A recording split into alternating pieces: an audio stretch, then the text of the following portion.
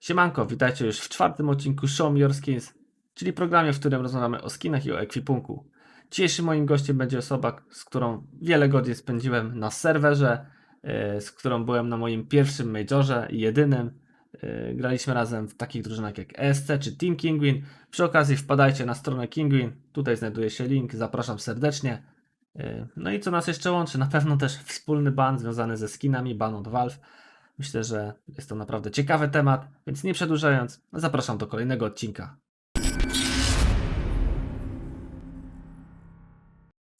Dzisiaj ze mną Jacek Minise-Jeziak, chyba dla wszystkich znany już zawodnik polskiej sceny CSGO. No witam Ciebie, Jacku. Witam serdecznie, Grzegorzu. Aktualnie zawodnik Pact, ale można też powiedzieć, że wcześniej razem gdzieś tam sobie pograliśmy w naszej historii, czy to w Kinguin, czy w ESC. I w sumie może zacznę właśnie od pytania takiego, które też, no można powiedzieć, przeżyliśmy razem, była ciekawa historia, może nie wszyscy pamiętają ban od Valve, który gdzieś tam dla nas wpadł, nie wiem czy słusznie, czy niesłusznie, właśnie chciałbym, żebyś tutaj ty się wypowiedział właśnie jak to wyglądało z swojej perspektywy i przy okazji właśnie, no wiadomo, jest to związane z kinami, więc właśnie dlaczego tak wyszło, że my dostaliśmy bana, mimo że no nie wszyscy mieli w tym jakby udział. Zresztą opowiedz pokrótce jak to wyglądało. No w sumie to ja to zawsze pamiętam, jakby to było wczoraj. Zbieraliśmy się powoli na trening i to chyba ja pierwszy gdzieś tam to zauważyłem. Wszedłem na maila jeszcze przed treningiem, bo nie każdy był na TeamSpeaku. Wchodzę, mówię o jakiś mail od DSL-a, trzeba odczytać, bo to akurat było przed tak zwanym minorem. Jeszcze wtedy się nie nazywało to minor chyba, prawda? Eliminację do Majora tak. w Katowicach. Mieliśmy już tam się trenować i właśnie do minora w Katowicach. I z maila się dowiedziałem, że zostaliśmy zbanowani przez Valve, czy zdyskwalifikowani. Już nie pamiętam, jak to było zawarte. Pamiętam też, że to był chyba dzień, w którym zrezygnowałeś z pracy na rzecz CS-a. Też tak Więc było, to było też było. zabawne. No ogólnie no, nie była to fajna informacja, nie?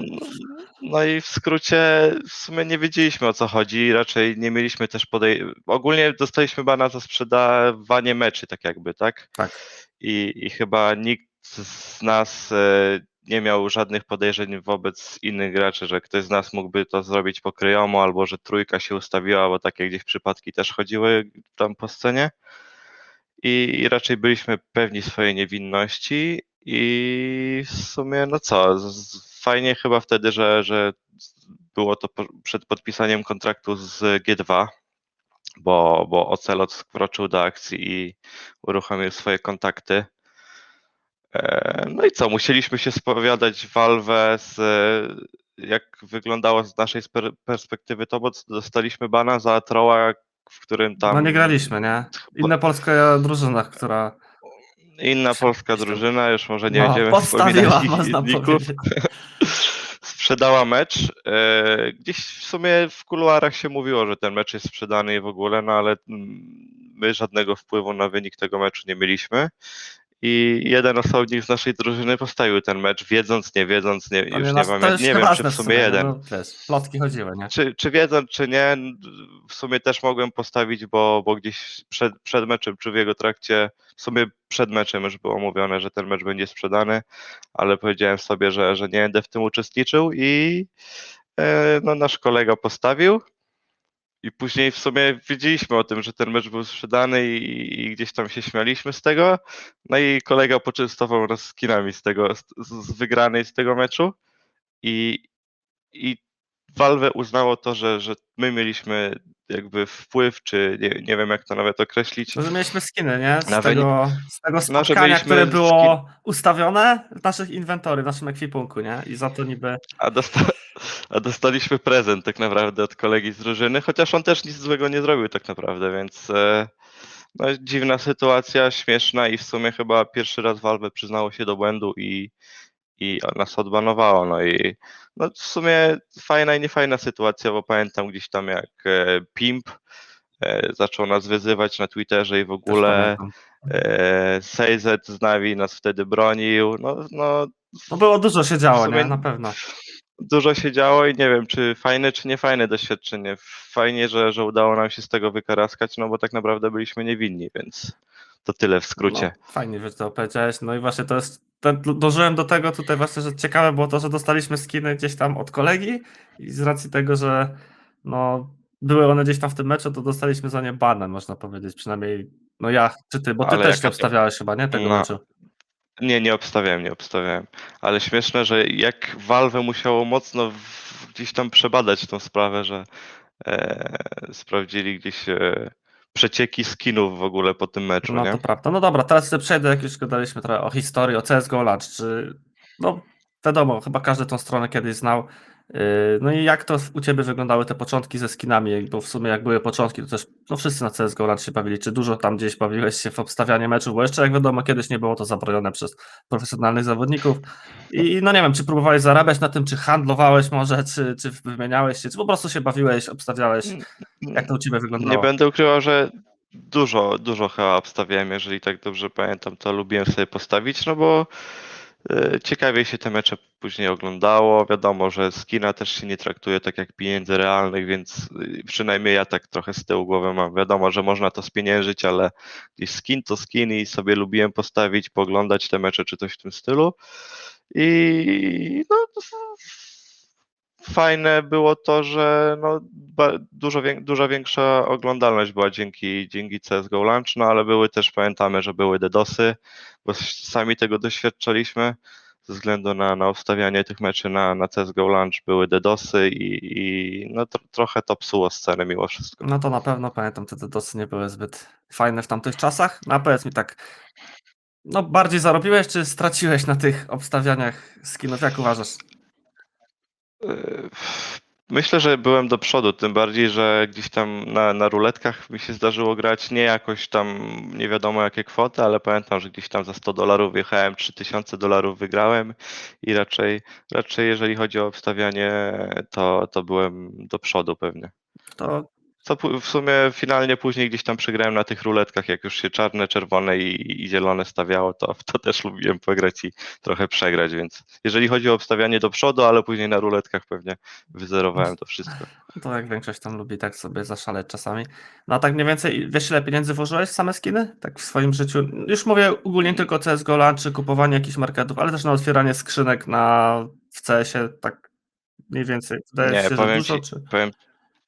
powiem ci szczerze, że ja mam trochę tak, w sensie tak zasadę, nie wiem, że nie lubię wydawać pieniędzy takich realnych na takie głupotki tak zwane w grach, czy ogólnie w CS-ie, więc zdarzyło mi się pewnie kilkadziesiąt tych skrzynek otworzyć, bo gdzieś tam jak pieniądze jakieś na PayPalu miałem, to jak miałem jakieś paczki w inwentory, to po prostu sobie to otwierałem, ale tak, żeby gdzieś, chcę mieć tą kosę i żeby wpłacić 1000 czy 2000 złotych i ją kupić, to nie i raczej nigdy tego nie zrobię. No dobrze, w sumie to ja też jestem takiej zasady, że gdzieś tam jak coś miałem, to wydałem, ale staram się raczej swoich pieniędzy gdzieś tam jakoś specjalnie nie wydawać. No ale dobra, przejdźmy może teraz do twoich skinów. Słyszałem, że aktualnie nie masz jakichś tam najlepszych, więc może do tego zaraz przejdziemy, ale możesz opowiedzieć w sumie gdzieś tam, jakie miałeś najlepsze skiny, które gdzieś tam zapamiętałeś i być może masz z nim jakieś związane fajne historie, że na przykład pamiętasz, że nie wiem, z tą kosą, nie wiem, zrobiłeś coś niesamowitego, wygrałeś jakiś ważny turniej, albo nie wiem, z tej AWP coś też zrobiłeś. Masz jakieś takie gdzieś tam w swojej historii fajne rzeczy, które pamiętasz? Mm, Nie, w sensie na pewno pamiętam to, że na Majorze jak byliśmy i jak graliśmy na Majorze, to Huntsmana Slaughtera miałem i to w sumie tak pierwsza kosa, która mi przychodzi na myśl, z którą jest jakieś takie fajne wspomnienie, więc raczej to, że właśnie tym Huntsmanem sobie na Majorze pograłem. I aktualnie raczej jeżeli chodzi, jak głównie gram AWP, no to jakieś takie przyzwyczajenie, czy fajna animacja do AWP, no to raczej, no aktualnie mam Flip Knife'a i w sumie mi bardziej zależy na animacji danego noża niż bardziej na jego wyglądzie, Mhm. więc aktualnie mam Flip Knife'a i to też Pochwal się tym pożyczonego. Flip Knife'em, tutaj widzę, że gdzieś tam sobie Nawet jest. nie wiedziałem, że on się tak nazywa. Po polsku nazywa się Flip Knife, w sensie nóż składany Taiga. No i co, ma e, taki wygląd camo I to by było na tyle, nie? No i mam AWP-kę również pożyczoną, AWP na ruszenie kwarantanny, ona w sumie jest bardzo fajna, ładna, zielona.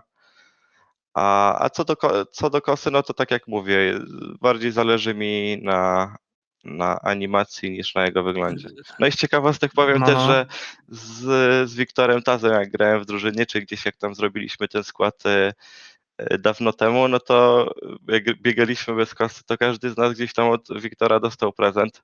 Nie będę ukrywał, że ten prezent był bardzo fajny, ładny i w ogóle, ale jak widać, przetraciłem go gdzieś mimo wszystko, bo dostałem motylkowy Fate albo jakiś jeszcze lepszy, więc no przepraszam Wiktor, no ale przepadło, no.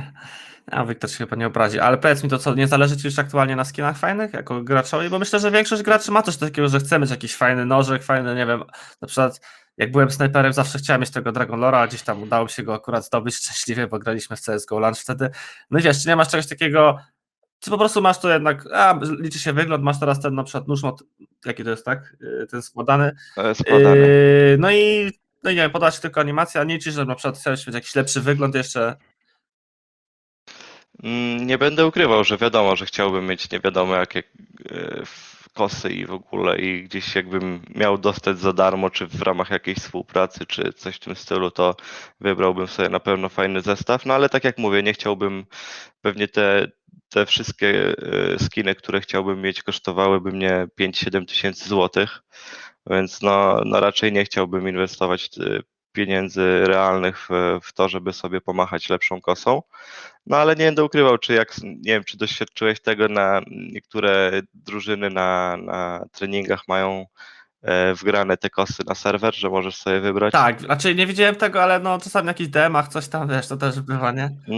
No to my czasami jak gramy PCW na serwerach drużyny przeciwnej i tylko zawsze jak wchodzimy, to sprawdzamy, czy to jest włączone. I zawsze się nasz trener wkurza, bo jak jest włączone, to co rundę każdy z inną kosą i bardziej jest skupiony na zmianie skinów niż na PCW, nie? No bo tam i rękawiczki, wszystkie skiny możesz sobie powłączać, więc zawsze jak widzi, że ma drużyna to włączone, to mówi, żebyśmy przeszli do nas na serwer.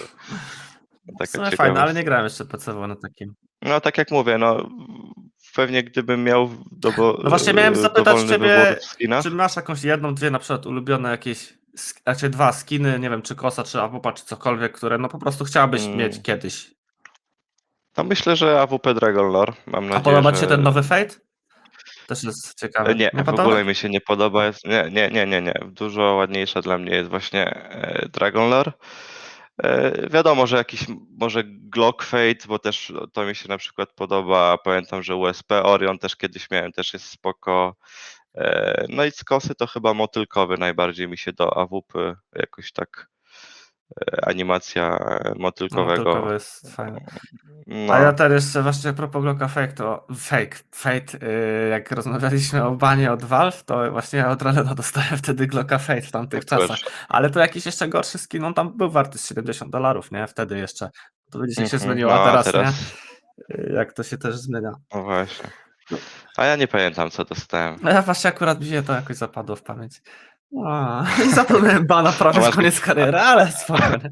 A masz go do tej pory? Nie, bo ja potem sobie wymieniłem na lepszy, A. bo to był jakiś tam Field Tested chyba, a Bo już potem Factory New jakiś tam wziąłem coś, wiesz. okej. No Okej. dobra Jacku, nie będę ci tutaj więcej przedłużał, fajnie, że opowiedziałeś twoją gdzieś tam historię ze skinami, no aktualnie też jest jak jest w twoim ekwipunku, liczę, że będzie lepiej.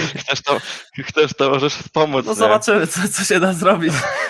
Tutaj trzeba już właśnie, muszę zachęcić wszystkich na stronę Kinguin, może właśnie oni kiedyś pomogą ci, Jacku, ze skinami. Ja zapraszam was na stronę Kinguin, tam są fajne produkty dla fanów CSGO, są to skrzynki, gdzie można zdobywać właśnie skiny, także zapraszam serdecznie.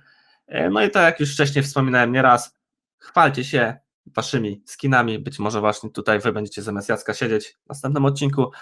No i nic, ja wam dziękuję za oglądanie tego odcinka, zostawcie suba, zostawcie łapeczkę w górę, wpadajcie na Spero TV. Minise TV jest czy jeszcze nie? No, Minise TV jeszcze nie ma, może kiedyś będzie, tego nie wiem. Zbieram highlighty, żeby na pierwszy odcinek mieć, ale ciężko mi z tym idzie. No i dzięki wielkie za oglądanie, dzięki Jacek, trzymajcie się. Dziękuję bardzo.